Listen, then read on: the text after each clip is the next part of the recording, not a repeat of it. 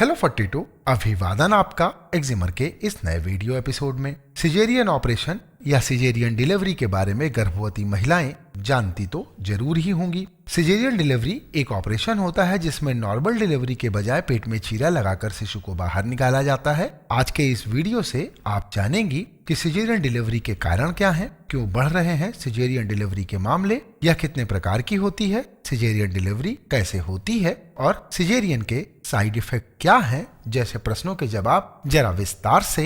ये और इसके अलावा और भी बहुत कुछ है इस वीडियो में आपकी जानकारी के लिए।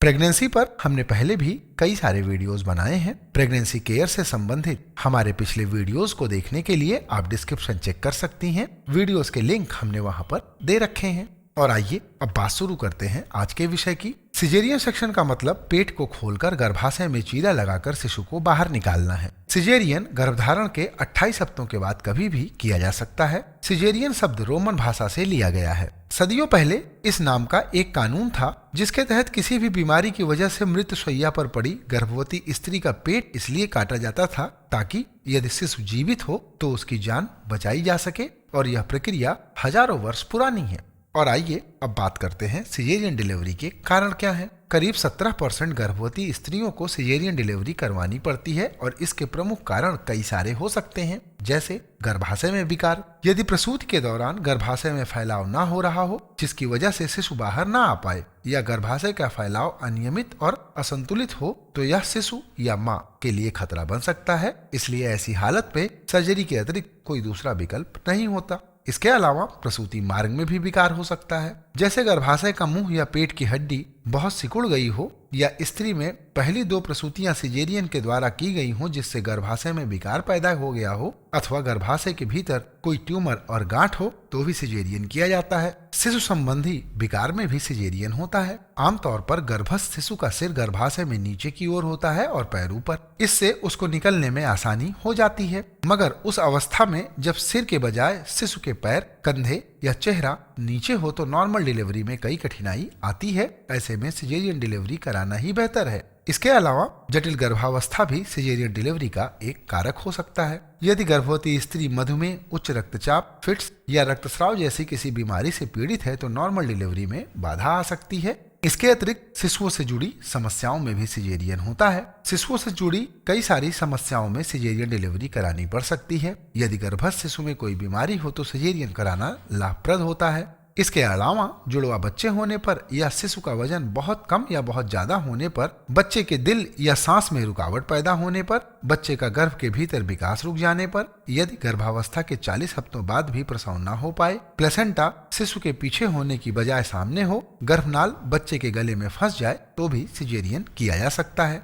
और आइए अब बात करते हैं कि क्यों बढ़ रहे हैं सिजेरियन डिलीवरी के मामले। सिजेरियन डिलीवरी ऑपरेशन की तादाद दिनों दिन बढ़ती जा रही है। इसके कई सारे कारण हैं। पहला कारण बेहतर चिकित्सा सुविधा का होना है। बेहतर एनेस्थीसिया, अच्छी दवाइयों और रक्तदान की सुविधा की वजह से इस विधि से होने वाले लगभग सभी खतरे समाप्त हो गए हैं। इसलिए कुछ माता पिता बिना तकलीफ के बच्चे का जन्म चाहते हैं, इसलिए भी सिजेरियन की डिमांड बढ़ती जा रही है। दूसरा कारण माता की सुरक्षा है। जिन स्त्रियों में रक्तस्राव, झटके आना या गर्भद्वार का छोटा होना जैसी समस्याएं हो जाती हैं, उनकी इस विधि से आसानी से डिलीवरी की जा सकती है। और तीसरा कारण अधिक उम्र में गर्भ ठहरना। आजकल अधिक उम्र में होने वाली शादियों की वजह से स्त्री गर्भवती भी ज्यादा उम्र में होती है, और जितनी उम्र अधिक हो नॉर्मल डिलीवरी में कठिनाई भी उतनी अधिक होती है। इसलिए ज्यादा संख्या में माताओं को सिजेरियन करवाना पड़ता है। चौथा कारण छोटा परिवार का होना है। छोटे परिवार के चलन की वजह से यदि पहली सिजेरियन डिलीवरी हुई है तो दूसरी बार गर्भधारण में भी सिजेरियन की मांग की जाती है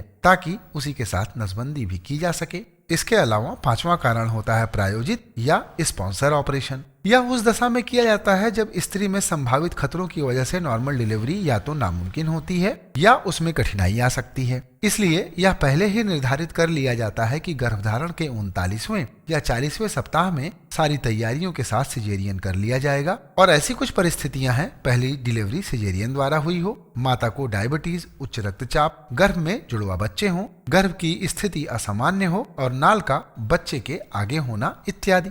इसके अलावा ऐसे बहुत से लोग होते हैं जो ज्योतिष या कैलेंडर देखकर शुभ मुहूर्त में सिजेरियन करवाने की योजना बनाते हैं। अक्सर यह सुबह के वक्त किया जाता है, हालांकि ऐसे अंधविश्वास से आपको बचना चाहिए। और आइए अब बात करते हैं कि सिजेरियन डिलीवरी कितने प्रकार की होती है। सिजेरियन डिलीवरी मुख्यतः 3 प्रकार की होती है। पहला, लोअर सेगमेंट, जिसे निम्न खंड कहा जाता है। यह सिजेरियन डिलीवरी की सबसे आम विधि है और करीब 99% स्त्रियों में यही विधि अपनाई जाती है। इसके अलावा दूसरा है अपर सेगमेंट यानी ऊपरी खंड। यह विधि पुराने समय में बहुत प्रचलित थी, मगर आजकल इसे बहुत ही कम या कुछ खास परिस्थितियों में किया जाता है। इसके बाद तीसरे तरीके की सिजेरियन डिलीवरी होती है गर्भाशय को निकालना। इस विधि में सर्जरी द्वारा डिलीवरी के बाद गर्भाशय को भी निकाल दिया जाता है, खासकर तब जब रक्तस्राव नियंत्रित न हो रहा हो या गर्भाशय में कोई बीमारी हो। और आइए अब बात करते हैं कि सिजेरियन डिलीवरी कैसे की जाती है। आप सिजेरियन डिलीवरी में आम डिलीवरी की तरह ही सब कुछ नहीं देख पाएंगी, लेकिन इसके अपने भी कुछ फायदे होते हैं।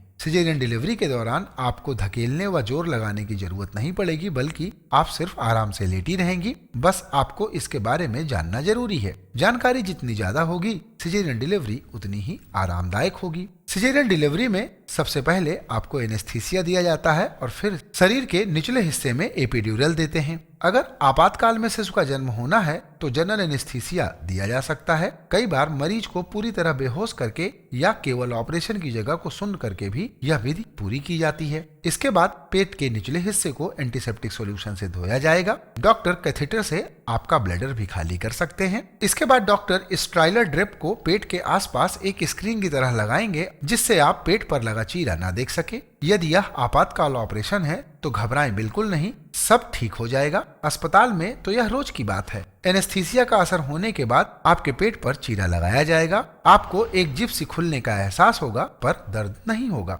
फिर गर्भाशय में दूसरा चीरा लगेगा, एमनियोटिक थैली खोली जाएगी और उसका तरल निकाला जाएगा। आपको उसकी आवाज सुनाई दे सकती है। फिर शिशु को बाहर निकाला जाएगा। डॉक्टर का सहायक साथ साथ गर्भाशय को दबाएगा। शिशु के नाक और मुंह से म्यूकस निकाला जाएगा और नाल कटते ही आप उसे देख पाएंगी। जिस तरह से नॉर्मल डिलीवरी के बाद जन्म लेने वाले शिशु की देखभाल होती है, ऐसे सिजेरियन डिलीवरी के बाद पैदा होने वाले शिशुओं की भी होती है। अब डॉक्टर प्लेसेंटा निकाल देंगे और शिशु की रूटीन जांच के बाद आपके प्रजनन अंगों की जांच होगी। गर्भाशय को घुलने वाले टाकों से सिल दिया जाता है और पेट पर कटने वाले टाके लगा दिए जाते हैं। गर्भाशय को सिकुड़ने व रक्तस्राव रोकने के लिए ऑक्सीटोसिन का इंजेक्शन भी दिया जा सकता है। कई बार एंटीबायोटिक्स दिए जाते हैं ताकि संक्रमण का खतरा ना रहे। इसके बाद यह भी हो सकता है कि डिलीवरी रूम में ही आपको बच्चे को दुलारने का मौका मिल जाए, लेकिन कई जगह सिजेरियन के बाद शिशु को सीधा नर्सरी में ले जाकर जांच करते हैं, इसलिए आप निराश न हो। आपको बाद में शिशु को प्यार करने के